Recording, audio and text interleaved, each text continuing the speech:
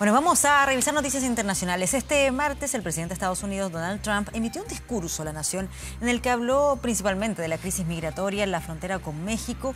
En esa alocución culpó directamente a los demócratas de la inseguridad fronteriza, como lo denominó, y también del cierre del gobierno federal. Queremos hablar de este tema. Nos acompaña el analista internacional Alberto Rojas, quien es académico de la Universidad Finisterra. Muchas gracias por acompañarnos aquí esta tarde. Hola, buenas tardes. Me parece siempre necesario colocar en contexto la situación, recordar en qué se está en Estados Unidos y por qué el presidente Donald Trump hace este discurso a través de la televisión. Bueno, habría primero que decir que efectivamente desde diciembre del año pasado Estados Unidos se enfrenta a lo que se llama un cierre del gobierno, que básicamente es que se dejan de pagar los sueldos. En este minuto tenemos 800.000 funcionarios federales que no están recibiendo su sueldo. Aproximadamente 350.000 se fueron ya a su casa. Los otros permanecen en sus puestos de trabajo, laborando sin percibir su sueldo. Esto básicamente le llama cierre parcial del gobierno, involucra ahí a los funcionarios públicos, y es algo que no es primera vez que ocurre. Ha pasado también con otros presidentes de Estados Unidos. En 2018, esta fue la tercera vez que Trump cerró el gobierno, por decirlo de alguna manera.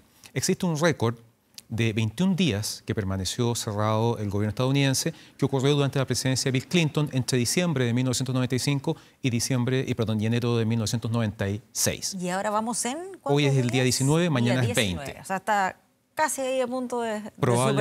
Probablemente va a superar el récord de Clinton. Ahora, expliquemos por qué se llega a esto. ¿Tiene que ver ahí con una condición que está colocando el presidente Donald Trump? Claro, efectivamente lo que está aquí en juego es el presupuesto federal para el próximo año.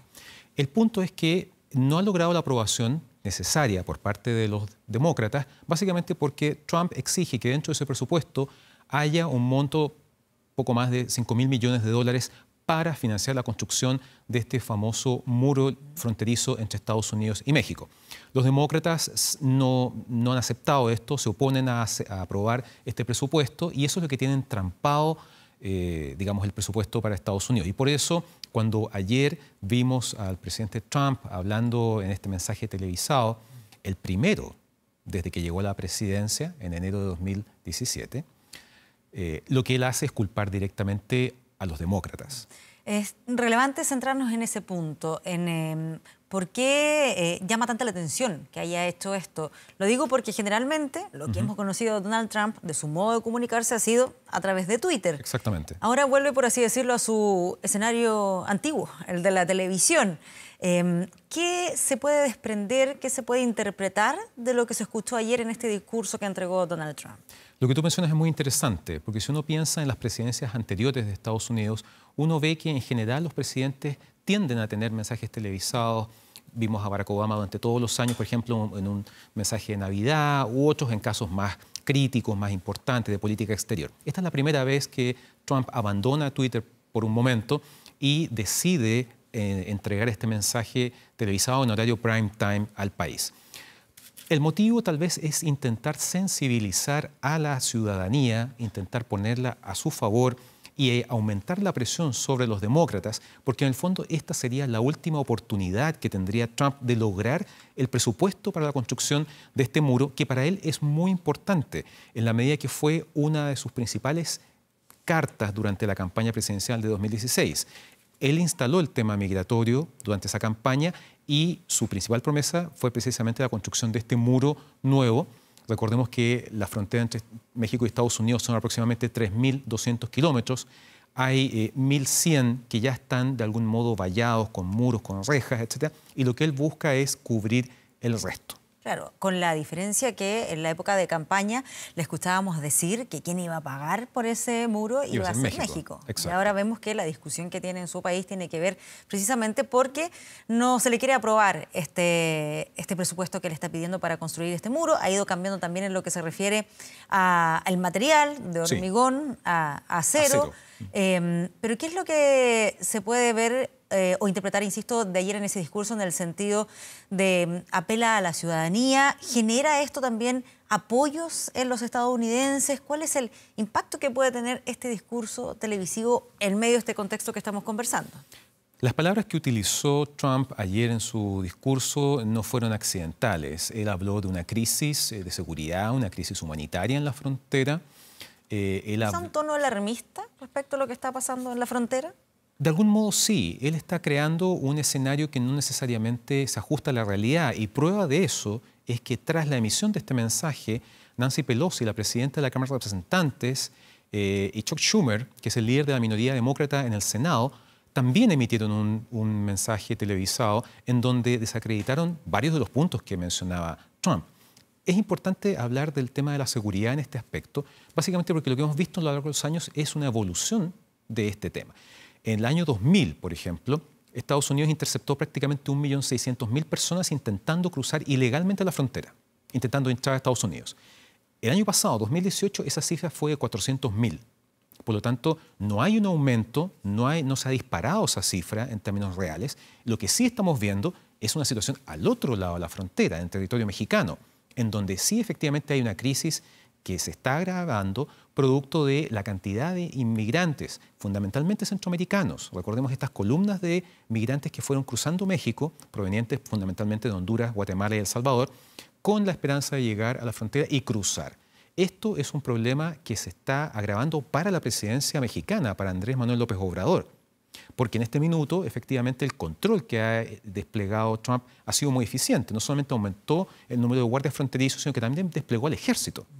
De modo que haya una crisis a puertas no es tan real, porque lo que estamos viendo es una frontera realmente bastante infranqueable. Sin la necesidad de la construcción de este muro. Ahora, la duda que me genera, no sé si hay encuestas o algo que puedan medir si esta iniciativa, esta idea de construir un muro logra simpatías en la población norteamericana.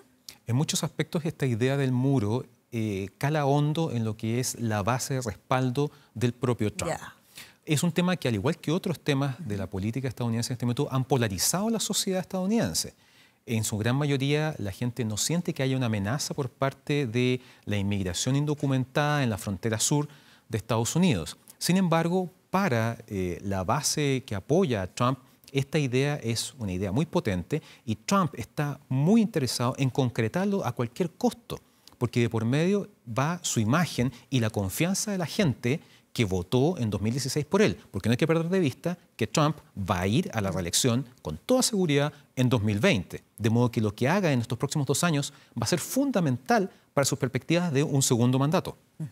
Ahora, ¿qué alternativas tiene Donald Trump? Lo digo porque, por lo menos desde lo que hemos escuchado desde el sector opositor, de los demócratas, no están interesados en aprobar estos dineros para que se construya el muro. De hecho, han sido bastante críticos al respecto. Ha asumido, como decías, Nancy Pelosi a cargo de la Cámara de Representantes. Pero entiendo que también existe una alternativa, que es la de declarar el estado de emergencia. ¿Es esa una de las alternativas? Lo mencionó ayer Trump de manera un tanto velada, un tanto tangencial, y que teóricamente le permitiría destinar fondos excepcionales para iniciar la construcción de esto, lo que significaría evidentemente una decisión por decreto. Ya, eso significa esto de declarar. Que en el fondo es una decisión que no pasa por el Congreso, sino que pasa por él. ¿Tiene las facultades un presidente de Estados Unidos como para aprobar una iniciativa de estas características por esa vía? Muchos presidentes estadounidenses han tomado decisiones por decreto. Obama, George W. Bush, Clinton, no es algo necesariamente nuevo. Lo que pasa es que tomar esa decisión en relación al muro es bastante inédito, y ciertamente tendría costos políticos. Al legislativo, a ningún legislativo, ningún país le gusta la idea de que el presidente gobierne de manera unilateral, y por lo tanto se espera que haya efectivamente un trabajo en conjunto entre el Ejecutivo y el Legislativo. En la medida que Trump o cualquier presidente acumula decisiones por decreto, evidentemente va generando una tensión política con el Poder Legislativo. Claro, y en este minuto, la duda está si acaso a él le complica generar esa tensión legislativa, más aún cuando está pensando de manera más bien individualista, mirando hacia su reelección. Exacto. O sea, y considerando también que es impredecible en cuanto a las decisiones que va tomando, puede ser que esté dentro de las alternativas y que lo pueda concretar. Hemos tratado de ir conociendo la mecánica mental de Donald Trump en términos de cómo toma sus decisiones y en función de qué. cada tema muchas veces obliga a un ejercicio de aprendizaje nuevo. ¿Hay alguna lógica ahí que se pueda ir descubriendo? La lógica es que Trump, la mayoría de las decisiones que ha ido tomando en estos 2 años, tanto en términos de política interna como en términos de política exterior, tiene en mente a su electorado, al electorado al que le prometió seguridad, menos inmigración, más empleo y una mejora de la economía nacional. Para eso, obviamente, tiene que buscar responsables de la crisis que, según él, recibió de parte del gobierno de Barack Obama y buscar soluciones. Los votantes que eligieron a Trump lo hicieron precisamente porque, en sus palabras, escucharon lo que querían escuchar. De modo que están atentos a que Trump cumpla con esas promesas a la brevedad. Y eso es un fenómeno que también se está dando a nivel global. Esta idea de que los gobiernos, una vez que asumen, tienen una suerte de luna de miel, los primeros 100 días como para instalarse, eso ha ido desapareciendo en el tiempo, porque efectivamente cada vez los electores esperan respuestas eficientes y rápidas de parte de las autoridades que han elegido. Muy bien, veremos qué es lo que pasa. Está ahí en pleno desarrollo, a ver si incluso rompe este récord en lo que se refiere a los días de gobierno en estas condiciones. ¿Qué es lo que ocurre con el muro? Muchísimas gracias por habernos acompañado, Alberto, aquí esta tarde. Muchas gracias a ustedes. Son ya las 7 de la tarde con 35 minutos. Vamos a la pausa, regresamos con más Noticias 24.